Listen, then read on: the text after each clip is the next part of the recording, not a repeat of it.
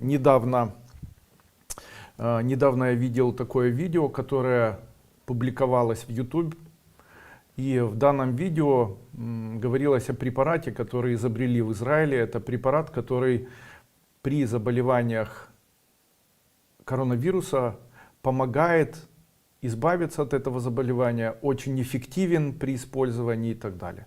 Ну и больше всего меня улыбнуло, когда сказали, что это в ходе использования данного препарата основным компонентом или действующим веществом является лизоцим. А моя компания производит лизоцим. Именно поэтому я хочу сказать, что наверняка, практически достоверно, если вы начинаете болеть таким заболеванием, любым вирусным заболеванием, используйте мои препараты Простуфит и используйте обязательно лизоцим в каплях, прямо капайте себе в рот по 30 капель, рассасывайте, используйте таблетки Лизам с большим количеством лизоцима, сейчас о них расскажу. Ну и сам препарат лизоцим, тоже по 2 таблетки 3 раза в день. По поводу лизама, у меня есть дети, это 3 дочери и 1 мальчик, они все, двое ходят в школу, 2 в садик, и дети практически не болеют, можно сказать, уже фактически не болеют. В чем особенность? Мы чуть ли не единственные дети, которые ходят и не пропускают школу и садик, хотя все остальные дети, они посещают школу, потом садик, после этого заболевают, по 2 недели потом дома и так далее. У нас такого нет. Почему у нас такого нет? Каждый день, 3 раза в день, когда мы видим детей наших, мы им обязательно даем по 1 таблетке лизама. Лизам поможет горлу вам, но особенность этого вещества заключается в том, что в нем 90% лизоцима.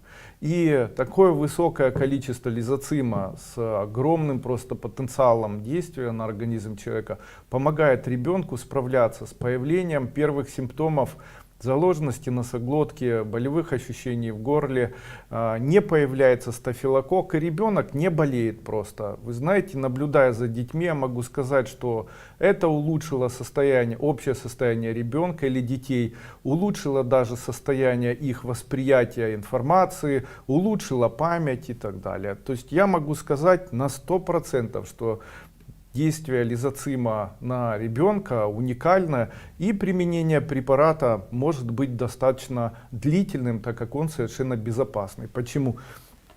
Лизоцим является компонентом нашей слюны, но в небольшом количестве, и нам обычно его недостаточно. В грудном молоке находится, но в 250 граммов грудного молока находится до 15 граммов лизоцима.